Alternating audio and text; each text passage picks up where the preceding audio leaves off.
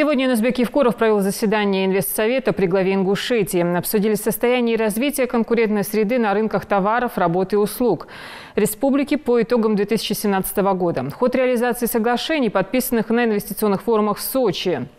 Также комплекс мер по улучшению инвестклимата и внедрению лучших практик Агентства стратегических инициатив. Глава Ингушетии отметил, что тема развития конкуренции в субъектах страны на недавно прошедшем в Кремле Госсовете под председательством президента России Владимира Путина было уделено особое внимание. Юнусбек Евкуров призвал всех ответственных лиц соблюдать антимонопольную политику и принципы здоровой конкуренции.